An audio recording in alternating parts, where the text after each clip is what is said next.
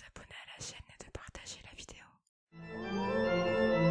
Les morts se relèvent ce fameux soir où les gens s'amusent et se déguisent, les âmes finissent morcelées, scellées lorsque l'enfance se brise. Horreur, mystère, un banc glacial, je vais trembler jusqu'en Antarctique. Légende urbaine, creepypasta, c'est l'heure du récit fantastique.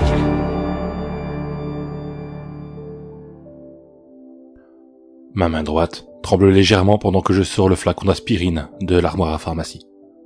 Je l'ai fixé à un long moment, car le tremblement fait teinter les pilules entre elles à l'intérieur du boîtier en plastique. C'est le pire qu'il ait été jusqu'à présent, et je n'ai aucun doute que ça va continuer de s'accentuer. Je soupire et ouvre la bouteille. Je fais sortir 2 comprimés blancs dans la paume de ma main, avant de les avaler rapidement et les faire descendre avec un verre d'eau. L'expérience m'a appris que l'aspirine ne fait pas grand-chose, mais chaque petit geste compte. En fermant l'armoire à pharmacie, je lève mes mains et les examine attentivement. J'essaye de ne pas les regarder souvent ces jours-ci. Elles sont extrêmement pâles, et les doigts sont noueux. Je ne peux plus les ouvrir entièrement, ou les plier en fermant un poing sans difficulté. J'ai les mains d'une personne qui aurait 30 ans de plus que moi. Je les examine maintenant, car le tremblement m'inquiète. Je ne sais pas ce qu'il arrivera si elles deviennent inutilisables, si je ne peux plus continuer à écrire. Est-ce que ça brisera l'accord ? Je soupire et secoue ma tête. Ça ne sert à rien de s'y attarder maintenant. En faisant attention à ne pas toucher le bout de mes doigts, j'ai doucement commencé à enlever les bandages. Ils couvrent l'espace entre l'articulation et le bord de l'ongle sur chaque doigt. Et les défaire avec mes mains si abîmées s'avère être plus difficile que ça ne devrait l'être. Je finis ce que j'ai à faire et jette les bandages dans la poubelle. Je frotte mes paumes l'une contre l'autre dans le but de réchauffer mes mains. À cause du fait que j'ai besoin de serrer mes bandages très fort à chaque fois que je les mets. Mes mains ont maintenant une mauvaise circulation, ce qui les laisse constamment froides. Juste un peu plus, dirons-nous, avantage de ma situation. D'en bas, vient le son d'un frappement à la porte d'entrée. Je sursaute au bruit avant de me maudire bruyamment de l'avoir fait. Je déteste être devenu si peureux. Quittant la salle de bain, je vais dans la chambre et récupère une paire de gants noirs dans la commode. Je les mets et descends l'escalier. Tandis que je descends les escaliers, je remarque le son de la pluie cliquetant sur le toit de tôle de la maison. Un souvenir égaré d'Amanda et May, assis sur le porche ensemble durant une tempête, me vient en tête. Je le laisse s'attarder quelques secondes avant de le faire sortir de mon esprit. Il y aura du temps pour m'attarder sur les choses que j'ai perdues plus tard. Atteignant l'entrée, je déverrouille la porte et l'ouvre. À ce moment-là, le visiteur fait irruption dans la maison, ne prenant pas la peine de montrer un signe de politesse. Elle est grande et mince, avec ses courts cheveux blonds. Son visage est angulaire, presque comme s'il a été ciselé dans la pierre. Elle porte un costume noir, avec la cravate assortie, défaite, et le bouton en haut de sa chemise ouvert. Elle me sourit, tandis que je ferme la porte derrière elle. « Bonsoir Tommy. » dit-elle gaiement. « Comment vas-tu en cette belle soirée ?» Je ne lui réponds pas. Je veux lui dire de dégager de ma maison, de retourner sous la pluie et de ne plus jamais m'approcher. Ne semblant pas remarquer mon mépris pour elle, elle glisse doucement son par-dessus et me le lance. Je l'attrape dans l'air instinctivement. Même si la pluie continue de tomber dehors, le manteau est complètement sec. Je l'accroche dans le placard de l'entrée en continuant mon silence. « Comment vont ta femme et tes enfants ?»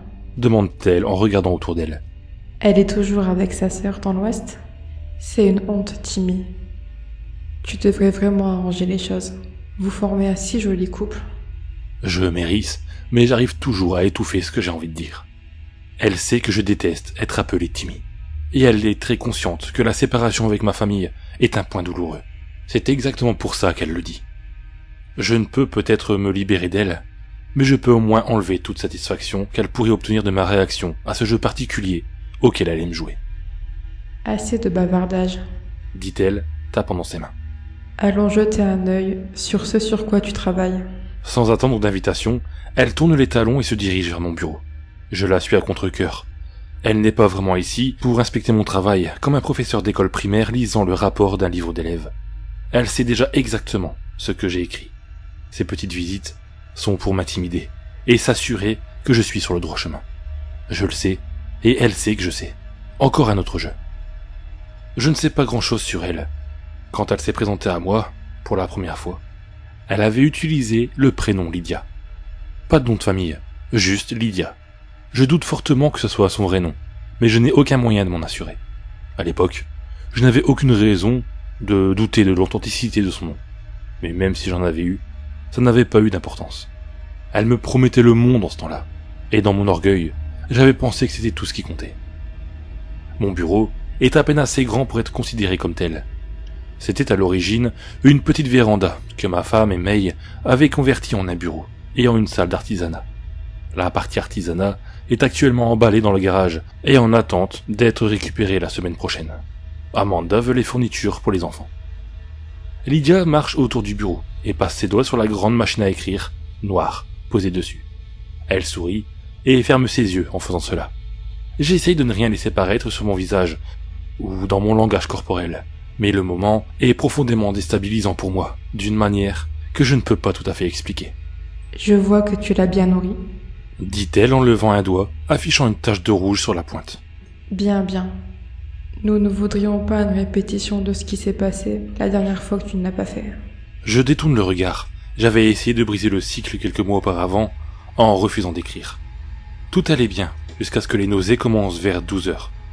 Au bout de 18 heures, j'avais l'impression que chaque nerf de mon corps était en feu. J'avais finalement dû accepter la défaite et faire ce que j'étais supposé faire.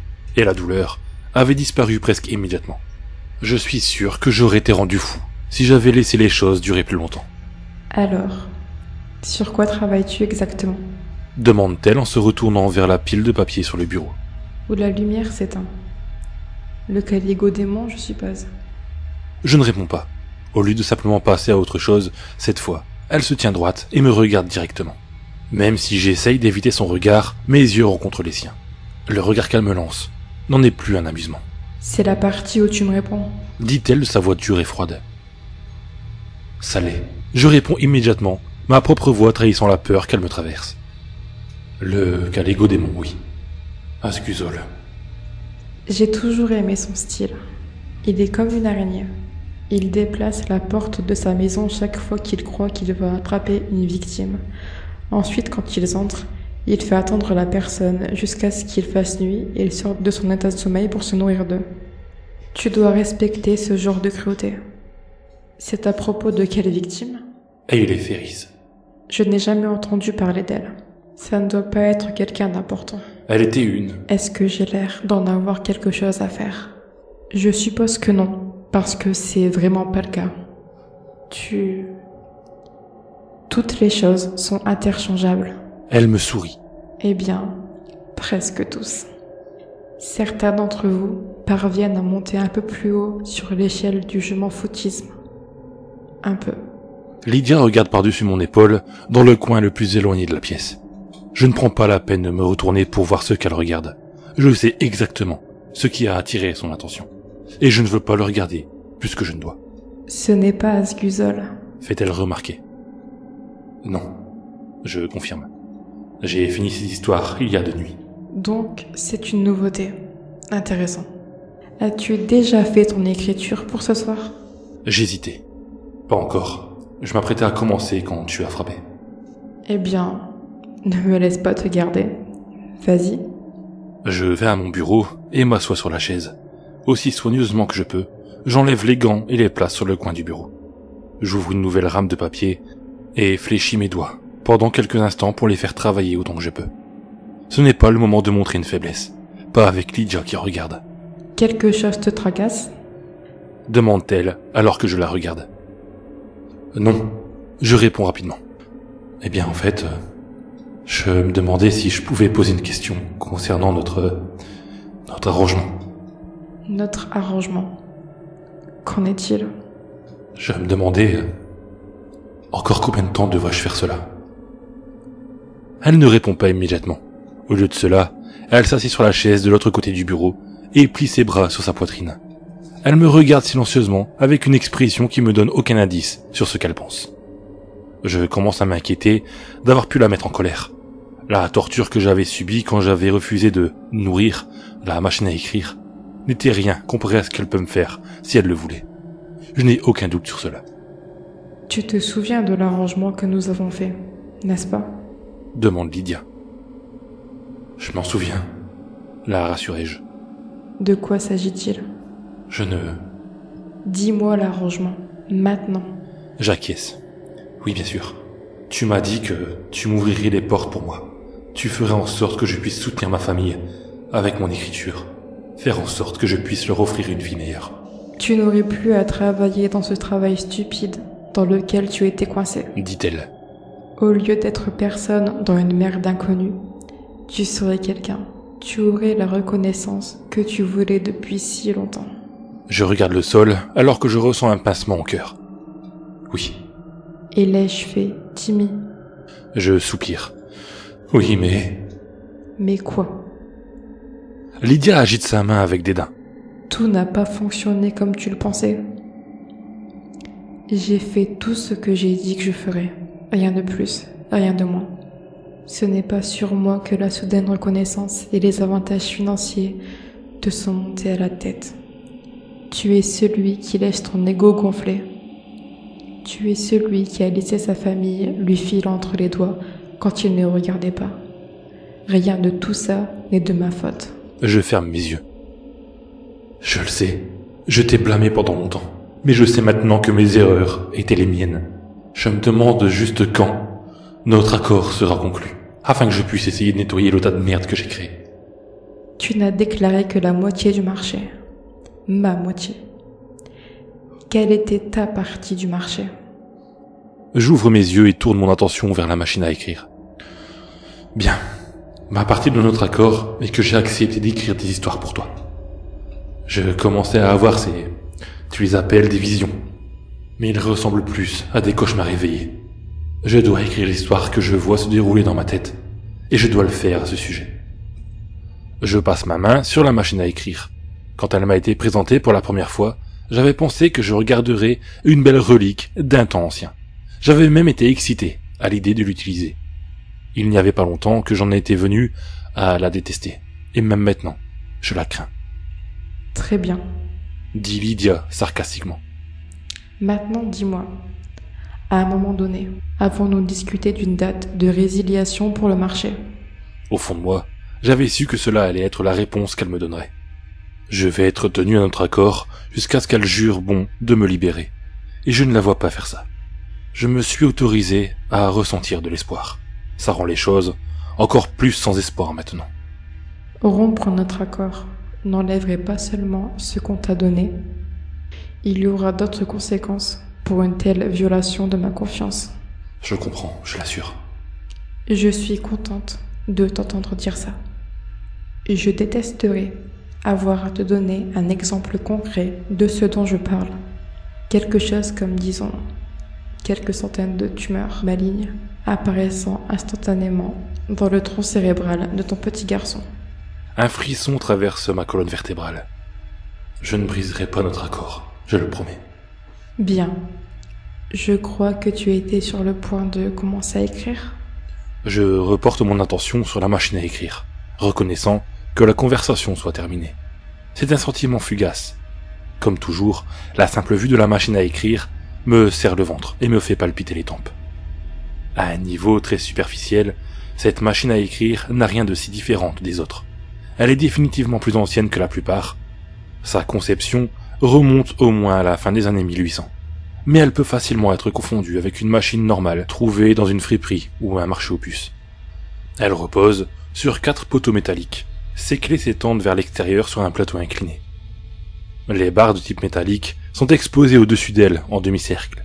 Le papier s'insère derrière elle afin qu'elle puisse la frapper lorsque les touches attachées sont enfoncées. Tout est construit du même métal noir qui semble absorber plutôt que refléter la lumière. Cependant, ce n'est pas une machine. C'est un monstre, ou peut-être les deux. Une combinaison de fer et de fin animal. Je mets un morceau de papier dans le rouleau et prends un moment pour me ressaisir. Il n'y a rien que je ne veuille plus que de me lever et de sortir par la porte d'entrée, laissant à la fois Lydia et cette maudite machine à écrire derrière pour toujours. Plaçant mes doigts légèrement sur les touches, je commence à frapper. La douleur vient immédiatement. Chaque fois qu'une touche est enfoncée, le sommet circulaire est légèrement poussé vers l'intérieur et une aiguille pointue comme un rasoir est exposée. Ça perce mon doigt, causant quelques gouttes de sang éclaboussées sur le métal. La première page est toujours la plus difficile à écrire. C'est à ce moment-là que la douleur des aiguilles se fait le plus ressentir. Avec le temps, la douleur va d'une sensation de coup de couteau à un battement moins prononcé, alors que mes doigts deviennent partiellement engourdis. Ça ne part jamais entièrement, mais ça devient plus supportable. Je remarque que cette fois, ce n'est pas aussi inconfortable que ça aurait pu l'être dans le passé. Ce manque de sensation m'inquiète plus que ça ne me réconforte. Mes doigts sont devenus plus abîmés de la saignée constante que je ne l'avais pensé. Du coin de l'œil, je peux voir la chose bouger dans le coin. J'évite volontairement de regarder directement. Je sais déjà à quoi ça ressemble, car ils se ressemblent tous au début. Ils commencent comme une masse informe d'huile noire. Seulement, ce n'est pas de l'huile. Je ne sais pas exactement comment le décrire. C'est comme de la fumée, rendue solide. Ce que je réalise n'a aucun sens. C'est comme ça qu'il commence. Comment il finit, c'est différent pour chacun. C'est complètement déterminé par l'histoire. Je ne fais pas qu'écrire des histoires d'horreur. Je les crée. Mes mots leur donnent forme. Et cette machine leur donne vie. Ensemble, nous donnons naissance à des cauchemars. Il y a un peu plus que ça. Dit Lydia dans une voix à peine au-dessus d'un murmure, semblant lire dans mes pensées. Elle me regarde taper quelques instants de plus avant de continuer. Tu leur donnes forme. La machine à écrire donne vie à cette forme. La partie que tu ne sais pas, c'est que les gens qui lisent les histoires leur donnent du pouvoir. Je ne comprends pas, j'admets, tandis que je continue d'écrire. Il ne suffit pas d'être en vie. Les bébés sont des êtres vivants, mais ils sont fragiles et faibles. Quand vous amenez ces créatures dans le monde, ils sont faibles et sans but. Il leur manque une certaine étincelle. Tu peux appeler ça une âme. Elle tape la pile de papier sur le bureau. Quand quelqu'un lit l'histoire, cependant, quelque chose se passe. La personne commence à le considérer. La personne commence à créer mentalement des images, des événements décrits. La personne commence à croire. Peut-être pas dans l'histoire elle-même, mais dans les thèmes qui la sous-tendent. La croyance donne du pouvoir au sujet. J'arrête de taper et la regarde. Comment est-ce possible ? Lydia secoue la tête avec agacement. Vous, les humains, avez une conception si limitée de ce qui est possible. Il y a une ligne très fine entre les domaines mentaux et physiques. Ce ne sont pas ces concepts complètement différents, comme les humains semblent le penser. Dans les bonnes conditions, cette barrière peut être percée et déchirée. La croyance peut devenir réalité. Des conditions telles que, disons, des centaines ou des milliers de personnes lisant la même histoire effrayante. Je commence à poser une autre question, mais elle m'interrompt. Les gens n'arrêtent pas de dire à quel point le monde empire. Ils radotent à quel point les choses étaient plus sûres et plus lumineuses et tout le soleil et les arcs-en-ciel quand ils étaient enfants. Ce sont ces jeunes générations qui foutent tout en l'air. Devinez quoi cependant ? Vous aggravez tous les choses sans même vous en rendre compte. Toute cette technologie qui vous permet de vous connecter avec tout le monde sur la planète propage des choses terribles à un rythme dont personne n'aurait pu rêver il y a 30 ans. De nouveaux mots apparaissent chaque seconde de chaque jour. Tout le monde dans tout ce bordel n'est pas seulement connecté, mais aussi complice. Je ne sais pas quoi répondre à cela. Je ne sais même pas s'il y a quoi que ce soit d'adéquat à répondre à ce qu'on vient de me dire. Je crois que tu as assez écrit pour ce soir, dit-elle, alors qu'elle se lève soudainement. Passe une bonne soirée, Timmy. Je connais la sortie. Elle a changé de sujet si vite que ça m'a pris plusieurs secondes pour la suivre. Sur le bureau, à côté de la machine à écrire, se trouve une petite pile de papier qui n'était pas là quand j'ai commencé à écrire. Je ne me souviens pas d'avoir écrit autant, mais apparemment, je l'ai fait. Un coup d'œil extrêmement rapide à la créature dans le coin confirme qu'elle est bien plus loin. Je frissonne et détourne le regard. Je t'ai laissé un cadeau dans la cuisine. Dit Lydia alors qu'elle passe la porte.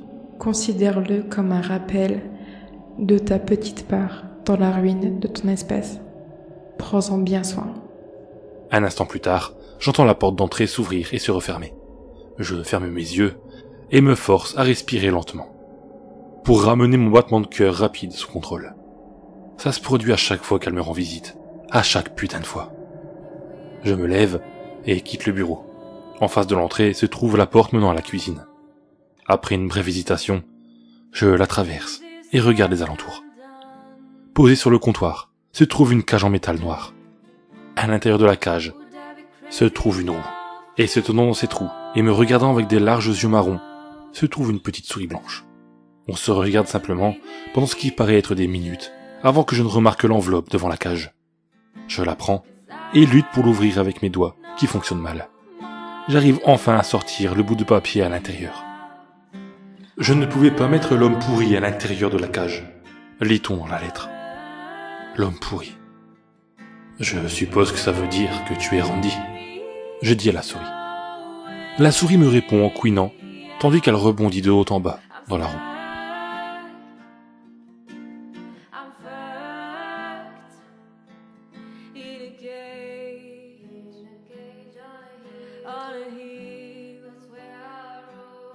That's where I rose.